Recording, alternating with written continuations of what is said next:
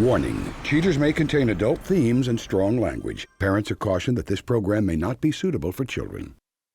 Coming up on this episode of Cheaters. Isn't that classic? They went to a restaurant. What is going on here, Riley? What's going on? Who the are you, ma'am? No, I'm not your ma'am. What did I ask you? From Cheaters surveillance cameras, you are about to view actual true stories filmed live, documenting the pain of a spouse or lover caused by infidelity. This program is both dedicated to the faithful and presented to the false-hearted to encourage their renewal of temperance and virtue.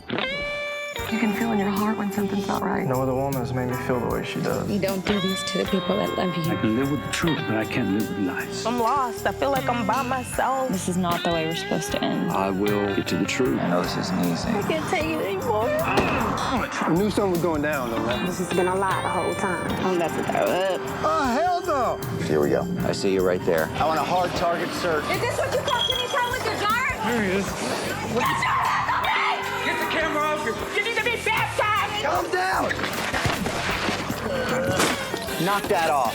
I saw you on the tape! This is the price of justice. This is like not how this is supposed to work, just John. go with him. I'm done. I can't do this anymore. Would you love me? I love you, too. Real reality television is brought to you by Cheaters Detective Agency's Private Eyes on Cheaters.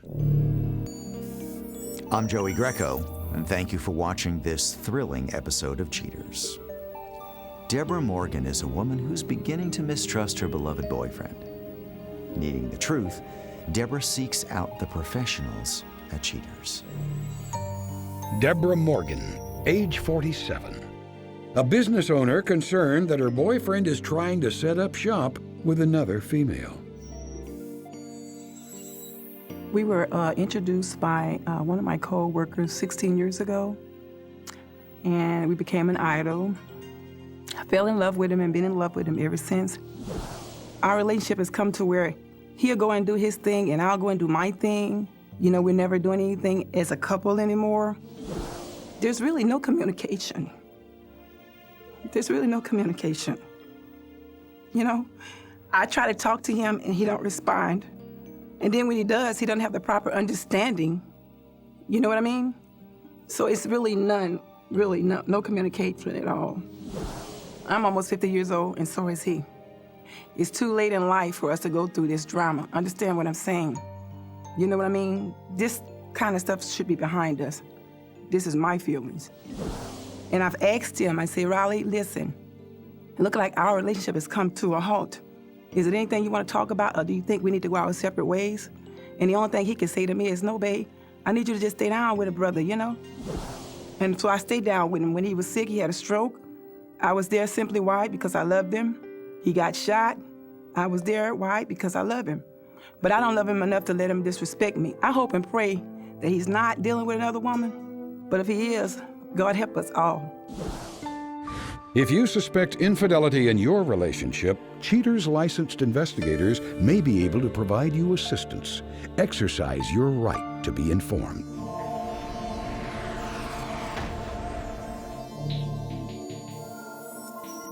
Riley, age 48. A truck driver suspected of seeking out additional companionship for the long haul. Investigation Day 3. After a comprehensive briefing on the case, Cheaters operatives set up shop outside the suspect and client's home.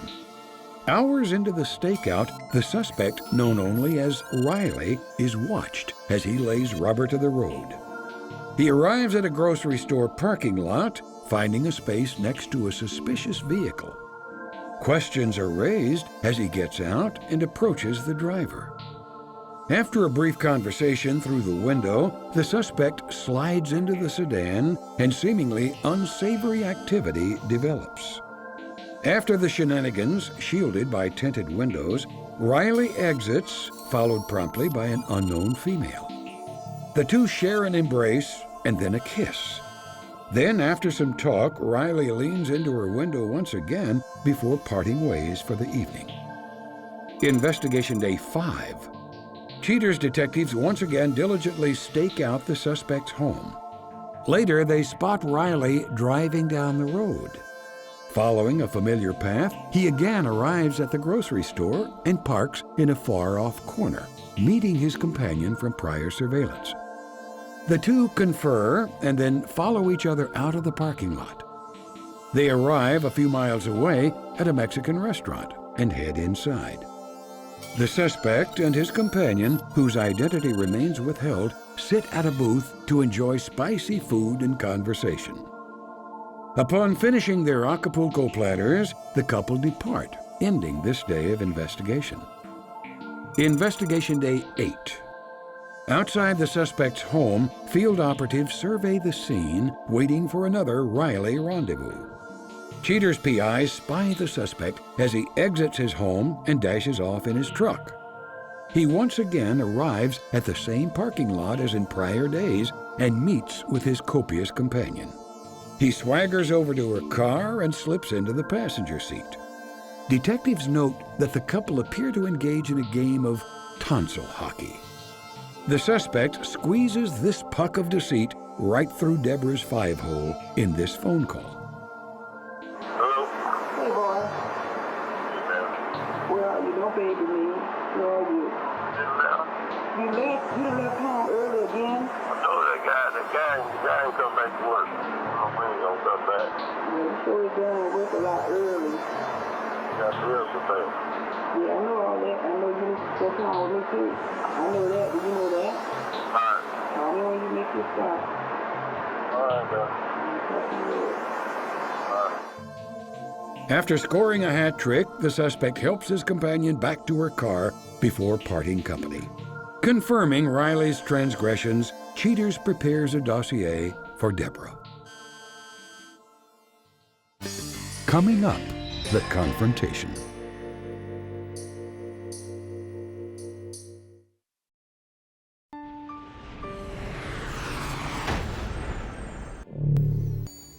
With the suspect's secret agenda brought to light, Cheaters calls on Deborah to alert her of the results. With the facts of her deteriorating relationship in hand, Deborah puts her trust into the hands of Cheaters. Deborah, thank you for being with us tonight. Thank you. Our detectives have information, and I think it's important for you to see. Are you ready to look at it now?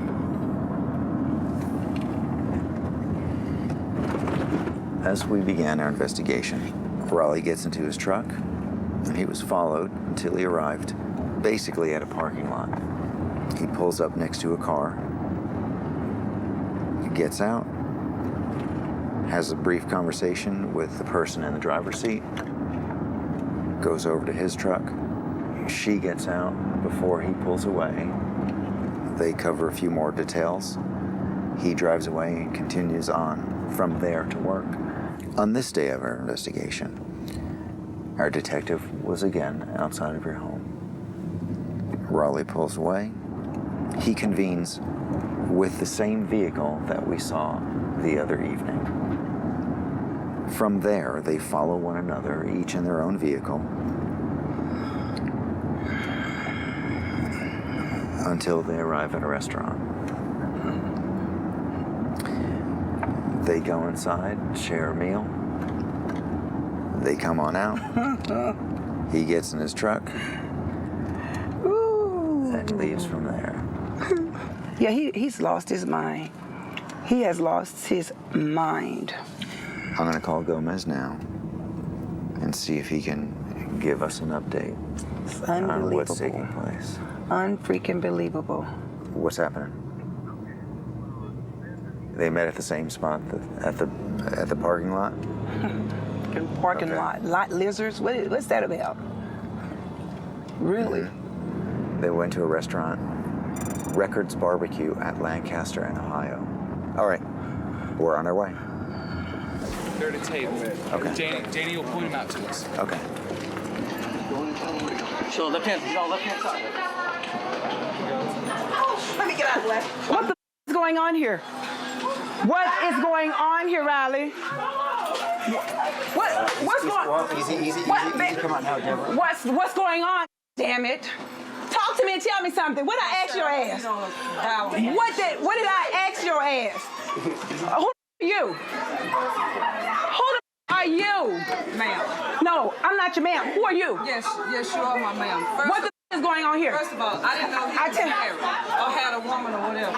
Okay. What you need to do is handle up on your man. Okay, I'm going to tell you this then. I'm going to tell you this. Now you know he's got a woman. So I'm going to let you make it. Your best bet is to get up and get out of here. What the are you doing, Riley? What did I ask you? Coming up next, the conclusion.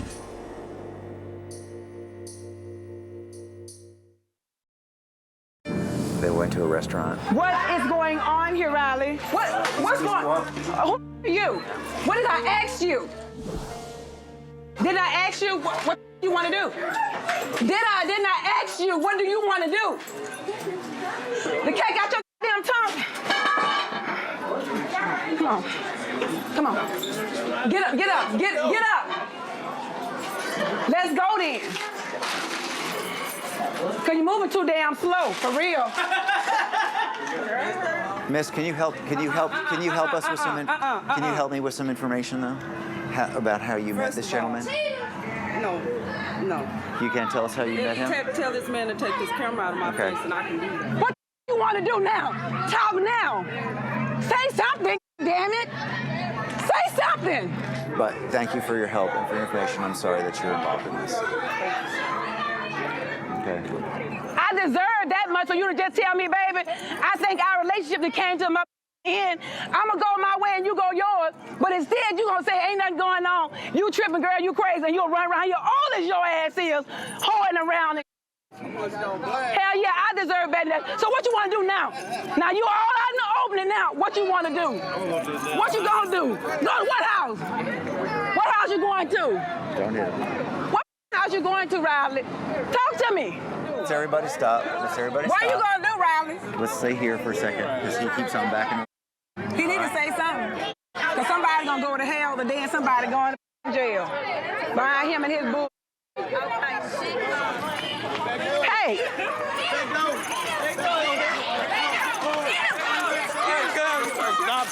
You don't eat no fast food, I cook for your ass every damn day. You don't like fast food. How the hell you gonna be eating out of brown sack? If I try to feed you this bull, you an act of my food. So now you got a bitch feeding you out of brown bag, huh? But this the kind you deserve. This what you need. Man, she gonna hit Who me. you got? I ain't gonna with you. I want to me though. What do you want to do? Okay, wait, hang on. Riley, what you need to stop. Just stop. I ain't gonna hit you. I want to ask you something. I'll stand between you. I'm not gonna hit you. I want to talk to you. You ran. How the hell you going to Taco Brano? Look at here. See, that's gonna make me hurt him. That's gonna make me hurt him for real. Because he knows he was wrong. No, he knows there isn't a good answer. I said, how you eating from Taco Bell, babe? Let me talk to you. I ain't gonna hit you. I'm not gonna hit you. I want to talk to you. Yeah. What you doing? You always tell me about helping you. Look at this. I'm still straightening out your glass. That's love. But how the you running around here talking about I need to help pay bills and you got money to wine and dine them up, and then you eat out of a brown bag. I try to feed you this, you acting about food. You need to cook something. I cook every mother day, and you out here with this bull here. You talking about stay down with it. Stay down. How much down you want me to go? Level to the ground? I've been with your mother ass from getting shot in your ass to having a stroke. What? How much lower you want me to get to the ground? How much lower do you want me to get? I said, damn it. I'll talk to you at the house.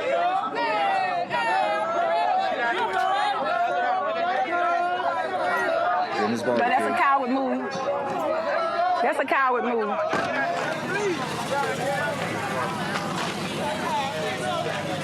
Eat that and enjoy it.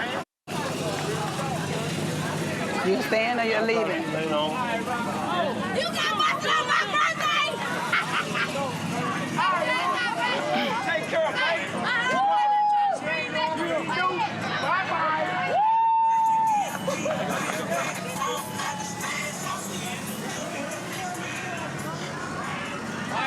15 years. 15 years, and at the end of the day, this is the kind of his ass do. It don't make no sense.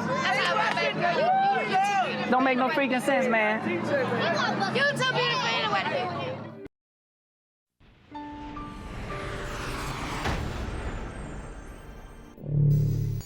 Following the confrontation, Deborah fights through the pain of infidelity. Stay tuned as Cheaters reveals her plan for recovery. But now, Cheaters presents Bilal, a former companion from the Rachel Goddard case. Bilal comes in to straighten out any misconceptions regarding his participation during the confrontation. Bilal, age 27. Bilal returns to share his perspective on the day he was busted by cheaters. I was just sitting around with my girlfriend, laying in bed with her, and we were just talking, listening to some Muddy Waters, and I heard a bunch of commotion, and that's when a bunch went down.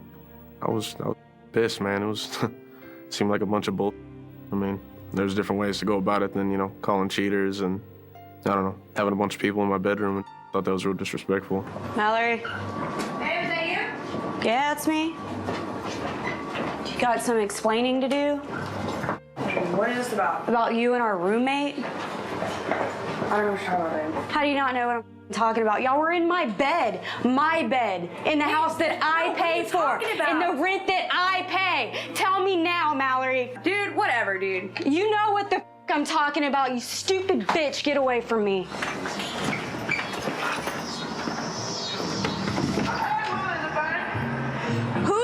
Do you think you are in my home, dude? My home. My home where I pay the bills. Get the out of my house. I'm a, pretty morally wholesome person. Normally I wouldn't do anything like this, but, I'm only a man, and there were a few nights that I got, pretty drunk myself when I'd come home, and Mallory would seduce me, and, I mean, more or less she was, taking advantage of the fact that I wasn't in my right state of mind. It's something that I would never normally do, but, I feel awful about it, but I don't think she does at all. She's not that great of a person. You better tell me right now, don't lie to me. What is bitch talking about? Tell me right now. You start explaining. Hey, man, get the out of the room. Tell me. Don't talk, look. I don't know. Todd, you know what? Get him the out.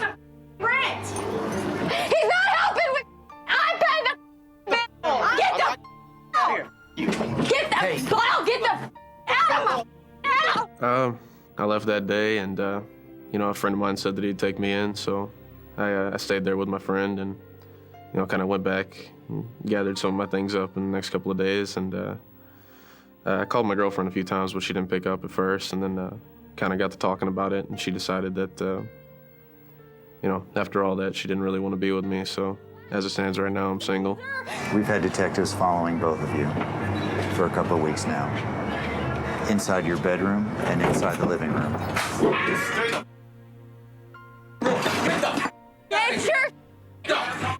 Get it the out. Get the out. In my future relationships, I'll probably try and keep away from lesbian strippers. I can bite you in the ass, Honestly, I'd really like to be with my girlfriend again, but I don't see that working out.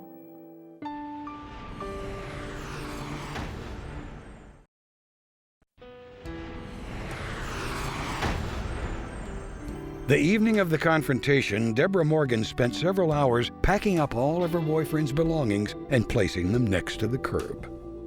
Deborah says she felt a new chapter in her life was about to commence. That is, until Riley came home. She says of that moment, "I saw his face and I knew he was sorry. I think he was crying.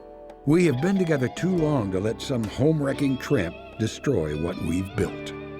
Riley told Cheaters producers that Deborah is the love of his life, and almost losing her has reinvigorated his commitment to her. He says, "Our relationship was dead for quite a long time, and we both knew it." He goes on to claim that his relationship with his companion was purely for an ego boost. The suspect's companion was unavailable for comment.